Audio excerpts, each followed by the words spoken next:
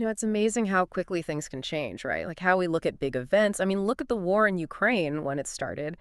It felt like everyone was on the same page, supporting Ukraine, this whole narrative of this small country fighting for its life. We saw flags everywhere, but lately things have been, well, kind of different, haven't they? We're seeing different opinions, different perspectives, and that's what we're going to dig into today. Yeah, that shift in perspective is really fascinating. It really makes you think about all the different angles of this conflict and the arguments people are making. Right, and the source material we're looking at today is this conversation between Tucker Carlson and Chris Cuomo on News Nation, and they definitely come at this from very different places. They really do.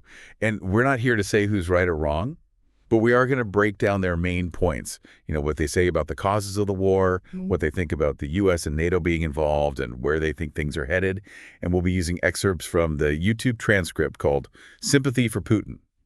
Carlson, Cuomo, on who caused Russia-Ukraine war, Cuomo and Carlson for this. Okay, cool. So let's start with that shift in perspective we talked about, right? At first, there was this huge bipartisan support for Ukraine, this idea of a country fighting for its freedom against this much bigger power. Exactly. The original narrative was all about Ukraine's right to exist, their sovereignty and their right to defend themselves against what many saw as an unprovoked attack. It really resonated with people who saw it as a clear-cut, good versus bad situation. Right, but then as Cuomo points out in this discussion, especially among some people on the right, that narrative started to change big time. Suddenly, some people were saying that Ukraine was corrupt, that Zelensky was a bad guy, and that Russia was just reacting to pressure from NATO and the U.S. It's a pretty wild swing for some people's views. It's a total contrast. And Cuomo is clearly surprised by this, and he straight up asks Carlson, what's behind this change? So getting this initial shift is super important for understanding how people see the conflict so differently. So what's Carlson's take on why this happened? He seems to have a pretty practical, maybe even cynical view of politics, right? Yeah, he does. He basically says that politicians care more about winning elections than anything else, more than any kind of deep beliefs. He thinks that if supporting Ukraine or not supporting Ukraine helps them get votes, that's what they'll do, regardless of what they actually believe. And when it comes to the U.S. getting involved in the war, Carlson is pretty sure it's not a good idea for America, right? Totally.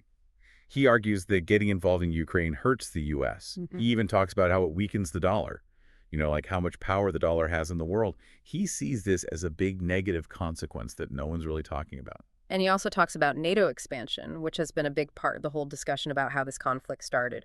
What's his view on NATO's role in this? He emphasizes how Russia sees NATO expanding eastward as a threat, like a direct threat to their security. He gives this analogy. He says, imagine if China put missiles right next to the U.S. border. The U.S. wouldn't be happy about that. Well, that's how Russia feels about the possibility of U.S. or NATO missiles in Ukraine. So the key takeaway for you is that NATO wants to keep expanding, but Russia sees that as a danger to their backyard. This is a fundamental clash that helps explain the conflict. And this all leads to what he sees as the biggest danger, which is Russia and China getting closer and closer. Exactly. He's super worried about Russia with its nuclear weapons teaming up with China, which has this huge economy and population. He thinks they could pull other countries in too, and that would leave the U.S. with less power in the world. He even says it could make the U.S. like a second-rate power. To break it down for you, geopolitical alignment basically means these countries are starting to share the same goals, they're working together more on trade and stuff, and they might even start acting together on the world stage. Got it. So Cuomo then pushes back on this whole idea of Russia bad. He asks what that even means. It's a big question, right? Like, what does that actually mean? It is a big question, and Cuomo really wants Carlson to define what he means when he says Russia bad. Carlson says that Russia is now acting against American interests pretty much all the time, and that it's mainly because they're getting so close to China. He says he didn't necessarily think this back at the start of 2022. So for Carlson, it's all about geopolitics, where Russia stands in the world, not just about what they're doing in Ukraine. So he's saying bad is about who their friends are, not just about the invasion itself. That's a key difference. And while he does say that the invasion was wrong, he also says that he doesn't think Ukraine started the fighting. He thinks Russia invaded to stop Ukraine from joining NATO and to make sure they had a friendly government in Kyiv. And then he brings up this whole thing about the U.S. being behind a coup in Ukraine to put their own guy in charge. That's a big claim. It's a very controversial claim. He's saying that the U.S. orchestrated this change of government in Ukraine to put someone they liked in power. He admits that both Russia's invasion and this alleged U.S. interference are bad, But he keeps coming back to the idea that it's understandable for a major power like Russia to worry about NATO getting closer to their border. And he also mentions how Ukraine used to have nuclear weapons. Right after the Soviet Union collapsed, Ukraine ended up with a bunch of Soviet nukes. He says Ukraine agreed to give them up in exchange for security guarantees from other countries, including Russia. So that adds another layer of complexity to everything. Okay, moving on. Carlson then starts asking some serious questions about U.S. policy. He even suggests that maybe the U.S. wanted this conflict with Russia. That's a pretty provocative idea. It is. He argues that every U.S. president before Biden understood how dangerous it would be if Russia and China became best buds, and they tried to prevent that. But then he claims that the Biden administration, specifically Vice President Harris, at this big meeting called the Munich Security Conference in February 2022, pushed for Ukraine to join NATO and become like a U.S. puppet, even though they knew it would make Putin really angry. Just so you know, the Munich Security Conference is this big annual event where world leaders talk about security stuff. And he's saying this is directly connected to Putin deciding to invade. Exactly. He points to Putin's speech right after that conference where Putin specifically said NATO expansion was a big reason why he took military action. And this leads Carlson to ask a very pointed question. Was the U.S. intentionally trying to start a war with Russia? So he's basically saying that the U.S. provoked this war and that it could have been avoided. Now let's look at Zelensky's side of things. He obviously has a totally different view on why the U.S. and Europe should be helping Ukraine. As Carlson explains it, Zelensky's argument is that Russia wants to bring back the Soviet Union and that Ukraine needs help from other countries to stay independent and resist that. He sees the support from the U.S. and Europe as essential to their survival. But like we said earlier, the narrative changed for some people, and Zelensky started being painted as a bad guy. Right, for some people, Zelensky went from hero to villain, and then there were these rumors going around saying that Ukraine was selling the weapons they were getting from the West. And Carlson is pretty clear that he doesn't believe those specific claims about weapons being sold to Mexican drug cartels. Yeah, he flat out says that he doesn't believe those allegations at all. Okay, let's talk more about this idea of sovereignty. Carlson says that Ukraine hasn't really been sovereign since this so-called American coup in 2014. How does he define sovereignty in this case? He defines sovereignty as basically being able to make your own decisions without someone else controlling you. Because he thinks the U.S. was behind the change in government in 2014. He says that Ukraine has been under U.S. influence ever since and therefore not truly independent. And he also questions whether Zelensky is a legitimate democratic leader. He admits that Zelensky was originally elected fairly, but he points out that Zelensky has stayed in power longer than he was supposed to because of martial law after the invasion. He also mentions some things Zelensky's done against political opponents. Carlson calls Zelensky a dictator, but he does acknowledge that there's a war going on and that martial law is in effect. He compares it to how Israel might postpone elections during a war. This brings us back to that whole debate about whether Ukraine is selling weapons. Carlson says they are, and he gives some examples. He says that he knows someone who personally bought weapons from the Ukrainian military and that they've been selling arms to different groups, including Mexican drug cartels, the Taliban, and Hamas in Gaza. And Cuomo is super skeptical about all this. Yeah, he really is. He wants to see proof. He doesn't just want to hear rumors. He challenges Carlson to back up his claims, and he questions whether this unnamed source is trustworthy. He also points out that some supposed Russian evidence of weapon sales was from 2014, before the U.S. started giving Ukraine certain advanced weapons. So they clearly disagree on this. Cuomo even accuses Carlson of trying to smear Ukraine and make them look like the bad guys. It's almost like a movie plot twist. You know, the hero suddenly becomes the villain. Makes you wonder what really happened. So what does Carlson think about how the war is going right now? His view seems pretty different from what we're hearing from most sources. He says that Russia has basically won the war. He says this because Russia's making way more weapons than NATO and the U.S., like 4 times as many, he claims. He thinks the war has made the U.S. weaker and shown all its problems. That's a far cry from what people were saying at the beginning, that Russia would be defeated quickly. It is. Cuomo mentions that Russia didn't manage to just take over Ukraine right away like they seem to want to.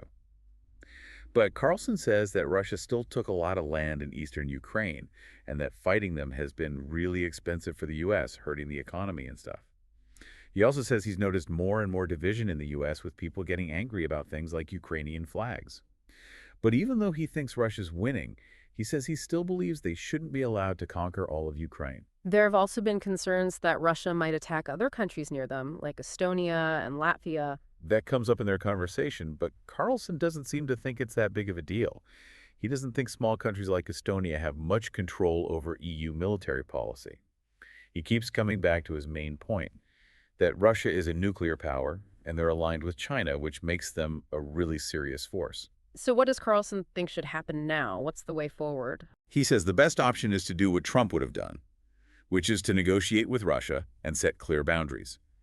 He doesn't think it makes sense to send in troops and try to occupy territory because both sides are having trouble finding enough soldiers. He says Russia is even recruiting from prisons, though he points out that the U.S. hasn't done that. That brings up the question of what Putin wants and how much he cares about what people in Russia think. Carlson suggests that if Putin has to recruit from prisons, it means the war isn't popular. Right. The question is, why would Putin need to use prisoners if everyone in Russia supported the war? This leads to a discussion about whether Putin really cares about being popular since he runs an authoritarian government. And Carlson has an interesting take on that. He says that even though Russia isn't a democracy, Putin is still a really smart politician, and he pays attention to public opinion. He says Russia's political system is complicated with different power centers like the FSB, and that Putin needs to keep people happy to stay in charge. He also mentions that he's been to Russia twice recently to try to understand the situation better. And this all leads to Carlson saying that he's definitely more sympathetic to Putin than Zelensky. That's a pretty strong statement. It is. But he makes it clear that he doesn't want to live in Russia or anything. He says he judges leaders based on how well they do for their own country, and he thinks Putin is doing a lot better than Zelensky. He points to how many Ukrainian refugees are living in Russia. He also emphasizes that Russia has all these nuclear weapons and hypersonic missiles, and he's worried about nuclear war. He criticizes some people, especially some Republican senators, who he thinks aren't taking that risk seriously enough. He goes back to the weapon sales issue at the end of the conversation, and he's still convinced it's happening, even though there's no solid proof. Even though Cuomo is still skeptical, Carlson insists that Ukraine is selling weapons because of what his source told him. He repeats his main argument, which is that the narrative about the war has flipped, and some people now see Ukraine as the bad guy. He even says he got fired over this, suggesting that there's a lot of pressure to paint Zelensky as the hero and Putin as the villain. He ends by saying that the truth about the war is much more complicated than that, and that maybe the U.S. shouldn't be so involved. So as we wrap up this deep dive into Carlson and Cuomo's conversation, it's clear that there are a lot of different and often conflicting views on the war in Ukraine. Absolutely. Hmm. We've seen some major disagreements about the root causes of the conflict, what the U.S. and NATO are doing, the kind of government Zelensky's running, and whether or not Ukraine is selling weapons. This conversation really highlights how much debate there is about this war and how hard it is to figure out what's really true when there's so much information out there and people interpret things in such different ways. And this leaves you, our listeners, with a lot to think about. Given all these different perspectives, what do you think are the most important things to consider when trying to make sense of this war, and what an appropriate response might look like? What questions do these different viewpoints raise for you as you try to understand this complicated situation? It's definitely something to ponder. It really is. And that's a wrap for today's deep dive. We'll be back with more fascinating and complex topics soon. Make sure to subscribe to our channel so you don't miss out on future episodes. And be sure to check out the sources for this deep dive in the description below. We'll see you next time. Until then, stay curious.